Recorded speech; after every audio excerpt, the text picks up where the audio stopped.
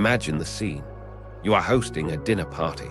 You've gone to the fancy grocery store, bought the good tin of imported sardines or pilchards, and plated them beautifully on a slice of crispy, artisanal toast. You've added a drizzle of high-end olive oil, maybe a squeeze of lemon. It's a sophisticated, healthy dish. You are basically a culinary genius. But then, about 20 minutes later, the mood shifts. Your face starts to burn. Your skin turns bright red. Your heart begins to race, and a sudden, cold sweat breaks out on your forehead. You feel a tightness in your throat.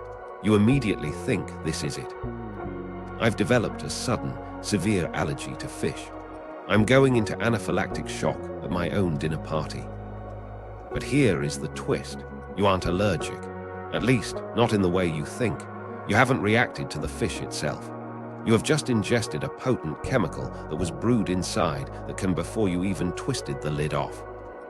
Welcome to the strange world of scombroid poisoning, or as I like to call it, the spicy fish problem. So, what is actually happening here?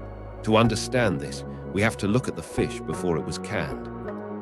Fish like sardines, pilchards, tuna, mahi-mahi, and mackerel belong to a family known as scombroid fish.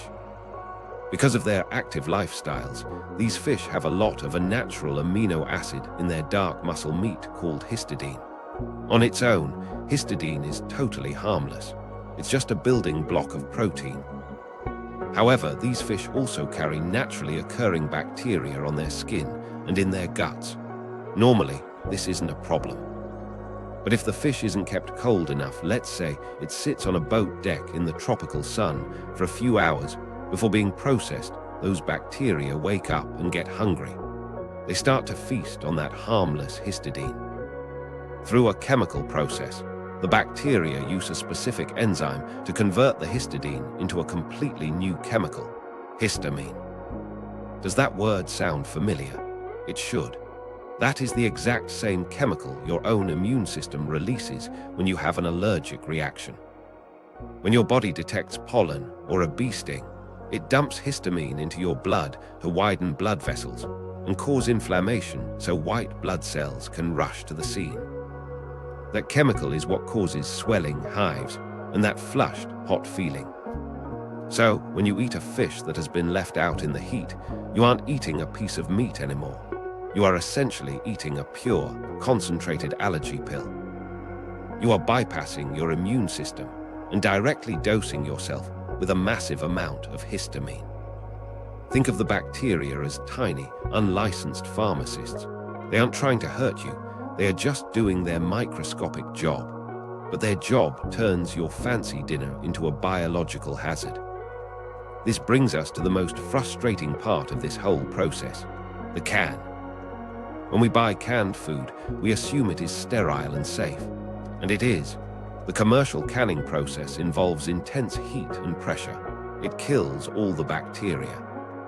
It kills listeria, it kills salmonella, and it absolutely kills the bacteria that made the histamine. But here is the kicker. The heat kills the bacteria, but it does absolutely nothing to the histamine. Histamine is what scientists call heat stable. Unlike living bacteria, which are complex, fragile structures made of proteins and DNA that unravel when boiled, histamine is a simple, tiny chemical molecule. Once the bacteria have cooked the protein into this toxin, it is permanent. You can boil the can, fry the fish, bake it at 400 degrees, or run it through a microwave, and the histamine will survive untouched. It is like trying to melt a diamond with a lighter. The heat just bounces off. This means the safety of the can was determined the exact moment the fish was caught, long before the lid was sealed. If the fish got warm on the boat, the damage was done, and the can simply acts as a time capsule, preserving that mistake forever. So, how do you protect yourself? This type of poisoning is notoriously misdiagnosed, even by doctors, because it looks exactly like a food allergy. People are frequently told they have developed a sudden fish allergy and are given EpiPens, when in reality, they just ate bad fish. But there is a telltale sign, and it ties perfectly into our story, the taste. If you take a bite of canned fish and it tastes metallic, sharp, or bizarrely peppery, even though you didn't add pepper, stop eating immediately. There is actually a fascinating reason for this. The histamine molecule happens to perfectly fit into the TRPV1 receptors on your tongue, the exact same pain receptors that detect capsaicin, the chemical that makes jalapenos hot. That spicy flavor is literally the histamine binding to your tongue's spicy detectors. It's not a seasoning, it's a warning label. If you do ingest it, don't panic. The symptoms usually pass within a few hours, and ironically, the medical treatment is exactly the same as a regular allergy. Over-the-counter antihistamines, which block the receptors and shut the symptoms down almost immediately. I want to leave you with a strange historical note. This phenomenon isn't new. Back in the late 1700s, the famous explorer Captain James Cook noticed something odd on his voyages. When his crew fed leftover fish scraps to the ship's pigs, the pigs would stumble around, look drunk, vomit, and wobble. The sailors, using the medical knowledge of the time, assumed the fish had corrupted humors.